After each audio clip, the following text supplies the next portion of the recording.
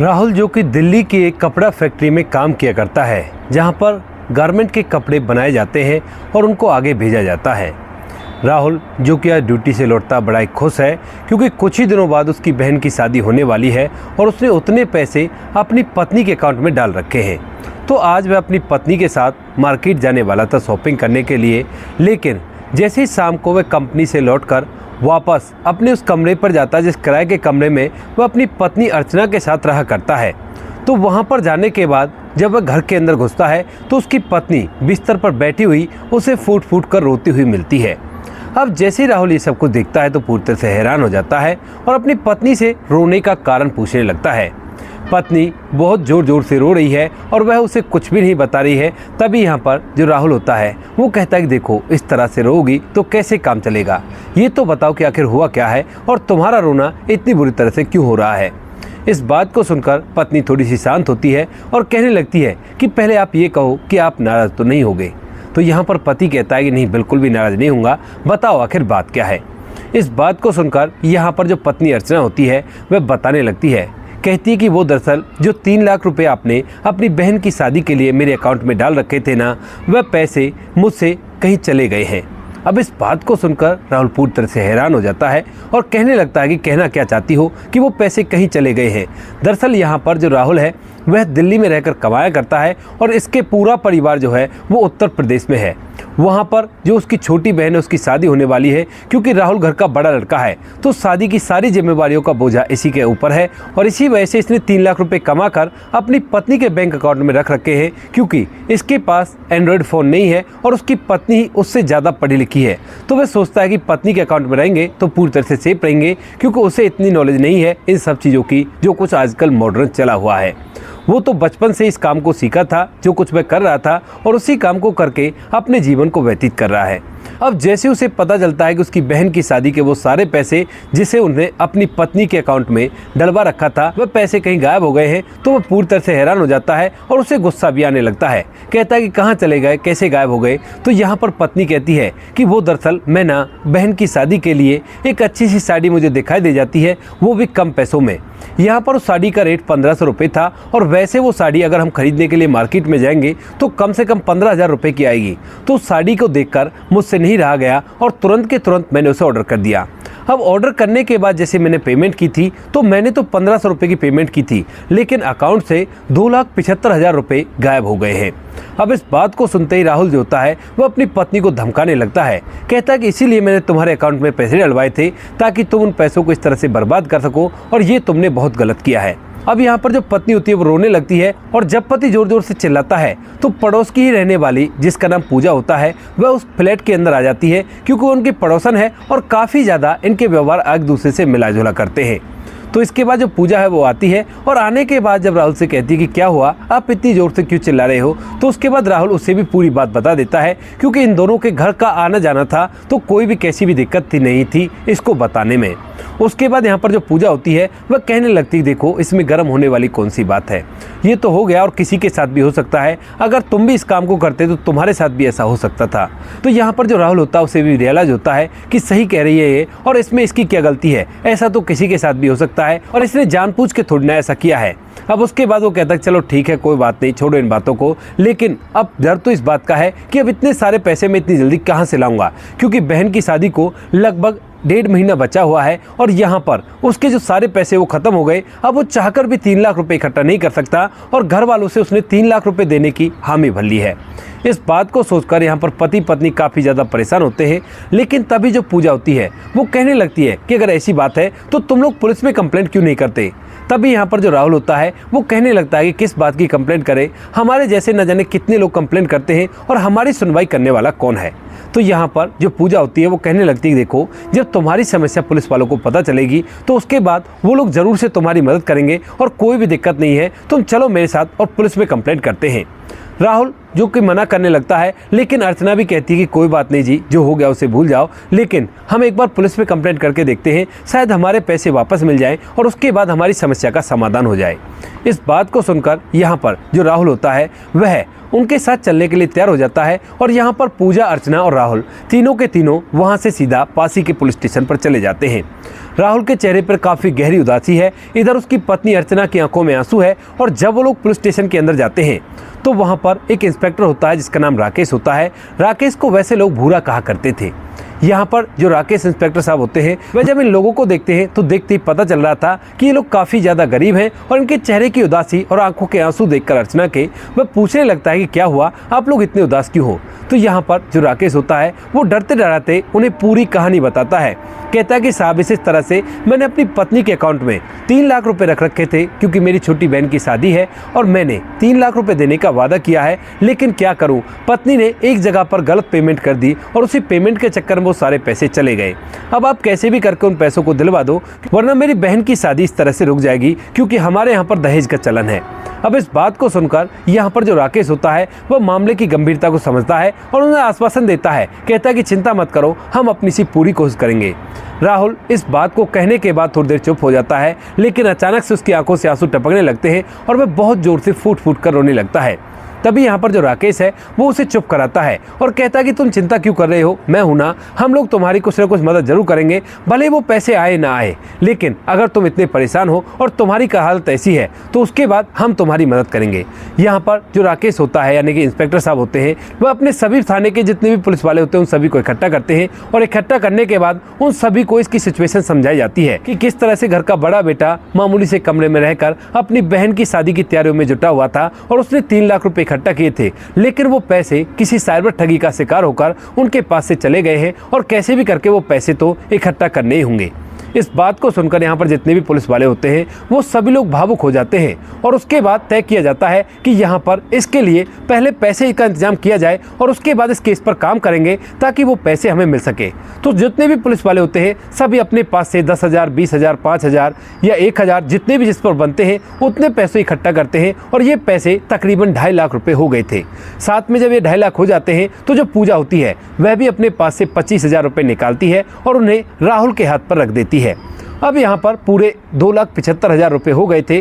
जितने पैसे उनके साइबर ठगी में गए थे और उन पैसों को देकर यहाँ पर जो इंस्पेक्टर साहब हैं वो कहते हैं कि देखो भाई ये तो तुम्हारे पैसे हो गए, बाकी अगर हम लोग इन चोरों को पकड़ लेंगे तो उसके बाद तुम्हारा पैसा भी तुम्हें मिल जाएगा और उन पैसों को भी अपनी बहन की शादी में लगा देना।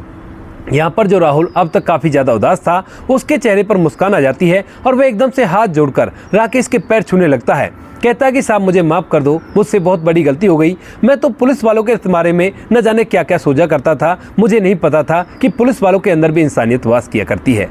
यहाँ पर जो राकेश होता है वो एकदम से मुस्कुराता है और कहता है कि भाई ये तुम्हारी गलती नहीं है, वो दरअसल हमारे डिपार्टमेंट में कुछ ऐसे लोग हैं जो हमारी मान मर्यादा को धूमिल कर देते हैं इस तरह के काम करके, जिस वजह से तुम जैसे लोगों को हम पर विश्वास ही नहीं होता है। अब इस बात को सुनकर यहाँ पर जो राहुल होता है वो कहने लगता है कि ठीक है साहब, आपने जब सहारा दे दिया है तो कोई बात नहीं, मेरा पूरा काम हो जाएगा। और इसके बाद वह पूरी कंप्लेंट लिखवाता है, सारे के सारे ट्रांजैक्शन नंबर वगैरह जो भी अकाउंट की डिटेल होती है, फ़ोन नंबर वगैरह सब कुछ पुलिस वालों को दे देता है। पुलिस वाले उसे आश्वासन देते हैं कि हम फ़ौरन से उस पर कार्रवाई करेंगे और तुम्हारी बहन की शादी के जो पैसे हैं उनको कैसे भी करके वापस लेकर आएंगे। राहुल तो वहाँ से चला जाता है, लेकिन इसके बाद पुलिस वालों को महसूस होता है कि न जाने कैसे कैसे लोगों के इस तरह से पैसे हो जाया करते हैं और इन लोगों को तो कतई पकड़ना है क्योंकि ये लोग तो बिल्कुल ही गलत तरीके से पैसों की साइबर ठगी कर रहे थे।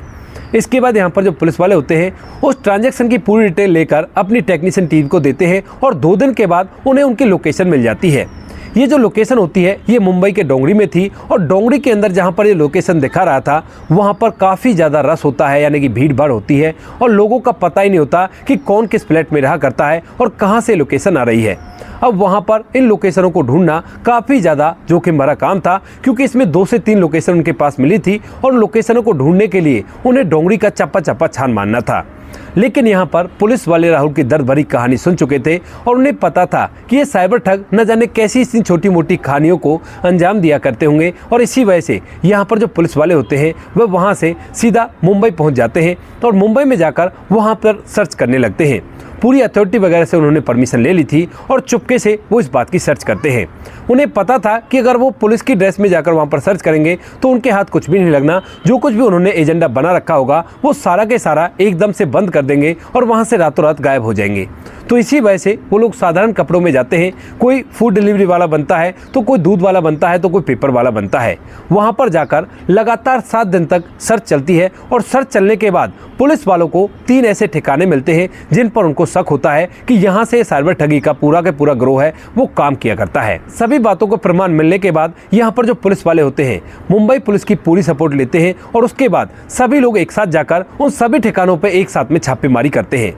छापेमारी के दौरान पुलिस को एक बहुत बड़ी जीत हाथ लगी थी। यहाँ पर उन सभी ठिकानों से वो सारी की सारी चीजें मिल गई थी जिनसे ये साबित हो रहा था कि ये लोग इस तरह से ठगी कर रहे हैं। दरअसल यहाँ पर पूरा के पूरा एक गिरोह काम किया करता था, जिनमें से ये लोग बड़ी महंगी महंगे साड़ियों के फोटो वगैरह लिया करते थे इंटरनेट से और उसके बाद उन्हें अपनी वेबसाइट पर लिस्ट किया करते थे। उसके बाद इस वेबसाइट को, जो वेबसाइट पर वो लिस्ट किया करते थे, उस वेबसाइट की जो ऐड थी वो सोशल मीडिया पर चलाया करते थे और यहाँ पर उनके पास लाखों ऑर्डर आया करते थे और उन सभी के अकाउंट पूरी तरह से वो साफ कर लिया करते थे। यहाँ पर उनके पास करोड़ों रुपए मिलते हैं और लगभग 50 से ज्यादा अकाउंट मिलते हैं जिन अकाउंटों के पासबुक भी थे और साथ में इनके पास एटीएम भी थे। ये लोग जैसे ही ठगी करते उसके बाद जो पैसा अकाउंट में आ जाया करता उसको फौरन से निकाल लिया करते और निकालने के बाद उन पैसों को एक जगह रख लिया जाता था। ये लोग काफी दिनों से काम कर रहे थे और करोड़ों रुपयों की नकदी इनके पास मिलती है। उसके बाद जो पुलिस होती है वो उन सभी को जब्त करती है, लेकिन जब्त करने के बाद उन पैसों में से 2,75,000 रुपए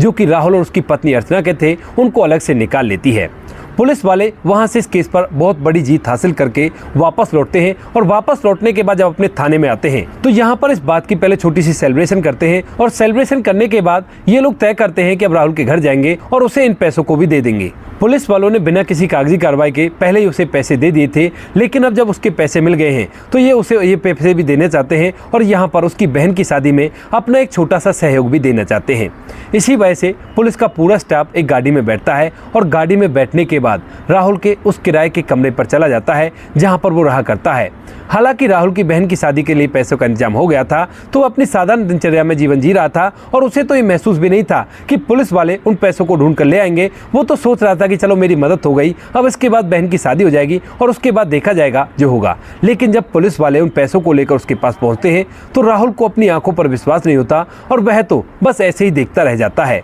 यहाँ पर राहुल दोबारा से पुलिस वालों के पैर छूता है और उनका बहुत बहुत धन्यवाद करता है। कहता है कि साहब मैंने तो बिल्कुल ही उम्मीद छोड़ दी थी, लेकिन मुझे नहीं पता था, अब ये पैसे आ गए हैं तो आप ऐसा करो इन पैसों को अपने पास रख लो। अब तभी यहाँ पर जो पुलिस वाले होते हैं वो कहने लगते हैं कि भाई देखो वो पैसे तो हमने दे दिए, लेकिन ये पैसे तुम अपने पास रखो। तभी यहाँ पर जो राहुल होता है वो उन पैसों को लेने से मना कर देता है। कहता है कि नहीं साहब, अगर ऐसी बात है तो ये पैसे आप मेरे पास से ले लो और इन पैसों को मुझे दे दो, हालांकि पैसा तो एक ही तरह का है। तो यहाँ पर जब पुलिस वाले जिद करते हैं तो राहुल उनसे एक बात कहता है कि साहब हमारे यहाँ पर लड़की का कन्यादान किया जाता है और कन्यादान में आप चाहो तो इन पैसों को दे सकते हो, लेकिन मैं इन पैसों को आपसे नहीं ले सकता। अगर आप मेरी बहन की शादी में कुछ सहारा लगाना चाहते हो तो कन्यादान में इन पैसों को दे सकते हो, क्योंकि जो पैसा हमने तय किया है वो पैसा तो हमने इंतजाम कर लिया है, कोई भी कैसी भी दिक्कत नहीं है। इसके बाद यहाँ पर पुलिस वाले कहते हैं कि ठीक है भाई, अगर ऐसी बात है तो बताओ तुम्हारी बहन की शादी कब है और उस दिन ही हम लोग जाकर कन्यादान में इन पैसों को दे देंगे। तो उसके बाद जो राहुल होता है वह बकायदा सभी पुलिस वालों को कार्ड देता है और कार्ड देने के बाद वह पूजा को भी कार्ड देता है, क्योंकि यहाँ पर जो पुलिस वाले होते हैं उसके 25,000 रुपये को भी उसे ही लौटा देते हैं और सभी के पैसे उन्हें उल्टे कर दिए थे जितने जिस लोगों ने दिए थे। तो इसके बाद सभी लोगों को शादी की तारीख पता चल जाती है और उसके बाद जो राहुल होता है वह अपनी पत्नी के साथ अपनी बहन की शादी में पहुंच जाता है और सोचने लगता है कि शायद पुलिस वाले नहीं आएंगे, लेकिन यहाँ पर भी राहुल पूरी तरह से फेल हो जाता है। जब शादी की तैयारियों में राहुल जुटा हुआ था और यहाँ पर मेहमानों के आने का टाइम हो रहा था तो उसी समय दिल्ली पुलिस की एक गाड़ी उसके दरवाजे पर आकर रुकती है और जैसे ही गाड़ी यहाँ पर रुकी थी तो उसके बाद जो राहुल है वो पूरी तरह से हैरान हो जाता है। इधर यहाँ पर जो शादी के अंदर मेहमान आए हुए थे वो सभी भी हैरान हो गए थे कि पुलिस का यहाँ पर क्या काम और पुलिस वाले यहाँ पर क्या कर रहे हैं। ऊपर से जितने भी पुलिस के जवान थे सभी ने अपनी वर्दी पहन रखी थी, क्योंकि वो जैसे तैसे टाइम निकालकर यहाँ पर आए थे और 1-2 पुलिस वाले तो आ नहीं पाए थे क्योंकि उन्हें कोई जरूरी काम था। साथ में जो पूजा होती है वो तो पहले ही आ गई थी और जब ये पुलिस वाले आते हैं तो सभी लोग डरे हुए थे, लेकिन तभी तभी जो राहुल होता है वह आकर उनका अच्छे से स्वागत करता है और वेलकम करके उसे अंदर ले जाता है। सभी लोगों की जान में जान आती है कि चलो खैर ये तो शायद राहुल के जानने वाले हैं, लेकिन सभी लोग इस बात को देखकर हैरान हैं कि राहुल की इतनी जानकारी कैसे हो गई जो इतने बड़े बड़े अधिकारी इसकी शादी में आए हैं। कुछ लोग तो यहाँ तक भी कहने लगते हैं कि कहीं ऐसा तो नहीं इनका लड़का दिल्ली में रहकर कोई 2 नंबर का काम किया करता हो, क्योंकि उनके हिसाब से तो पुलिस वालों की जानकारी या तो 2 नंबर वालों से ही होती है या फिर किसी नेता या मंत्री से हुआ करती है। अब यहाँ पर राहुल भी इन बातों को सुन लेता है और धीरे धीरे ये बात पुलिस वालों के कान तक भी पहुँच जाती है। तभी यहाँ पर जब स्टेज पर दूल्हा दुल्हन को बैठाया जाता है और वहाँ पर एक माइक भी लगाया गया था, तो उसके बाद यहाँ पर जो राकेश नाम का पुलिस इंस्पेक्टर होता है वह इन सभी बातों को ध्यान में रखते हुए स्टेज पर चढ़ता है और स्टेज पर चढ़ने के बाद माइक लेता है और माइक लेने के बाद सभी लोगों को ये पूरी कहानी सुना देता है। जब सभी लोग इस पूरी कहानी को सुनते हैं कि किस तरह से राकेश की पत्नी से वो पैसे खो गए थे और ये दोनों के दोनों वहां पर रोते हुए रिपोर्ट लिखवाने के लिए गए थे, तो एक बहन भाई के प्यार का और एक गरीब आदमी की जिम्मेदारियों का एहसास होता है सभी लोगों को और सभी लोगों की आंखों में आंसू आ जाते हैं। उसके बाद यहाँ पर जो पुलिस वाले होते हैं सभी का नाम लेकर एक पर्चा पढ़ते हैं, जिस पर्चे में नाम लिखा हुआ था और सभी का सहयोग लिखा हुआ था। उन्होंने इस बार लगभग 3 लाख रुपए इकट्ठे किए थे और 3 लाख रुपए को लेकर यहाँ पर वे राहुल के पिता की गोद में रख देते हैं और कहते हैं कि ये लो अंकल जी, ये आपकी बेटी का कन्यादान है, क्योंकि राहुल ने हमसे कहा था कि ये तो कन्यादान में ही मिल सकता है। अब जब राहुल का पिता उन पैसों को अपनी गोद में लेता है तो सभी लोगों को महसूस हो जाता है कि पुलिस के अंदर भी इंसानियत वास किया करती है और पता चल जाता है कि ये पुलिस वाले यहाँ पर क्यों आए हैं। इधर जिस व्यक्ति से राहुल की बहन की शादी हो रही थी वह पुलिस वाले जाकर उससे भी मिलते हैं और कहते हैं कि भाई देखो, ये हम सभी की बहन है और बिल्कुल भी इसे कोई भी दिक्कत ना हो जाए, अच्छी तरह से ख्याल रखना, क्योंकि अगर कोई भी दिक्कत हुई तो देख लेना इसके कितने सारे भाई हैं। ऐसा कहकर पुलिस वाले उसे भी वार्निंग देते हैं और अब राहुल से विदा लेकर वहाँ से जाने लगते हैं। राहुल भी हंसी खुशी उनको विदा करता है और उसके बाद आज तक भी राहुल वहाँ पर काम तो किया करता है, लेकिन उसे कहीं भी ऐसी छोटी मोटी समस्या देखा करती है तो उन पुलिस वालों तक उस समस्या को जरूर से पहुँचाया करता है। तो दोस्तों ये थी आज की कहानी, आपको जैसी भी लगी कमेंट सेक्शन में बता देना। वीडियो अगर अच्छी लगी तो वीडियो को लाइक और चैनल को सब्सक्राइब जरूर करें ताकि हमें थोड़ा सा हौसला मिल सके आप लोगों के लिए ऐसी अच्छी वीडियो बनाने के लिए। इन कहानियों को सुनाने का उद्देश्य किसी को परेशान करना बिल्कुल भी नहीं है। ये कहानी आपको इसलिए सुनाई जाती है ताकि आप लोग इन कहानियों में से कुछ ना कुछ सीख सको और अपने जीवन में उस चीज़ को अप्लाई कर सको। मिलते हैं किसी नेक्स्ट वीडियो नए टॉपिक के साथ, तब तक के लिए जय हिंद, जय भारत, जय हिंदुस्तान।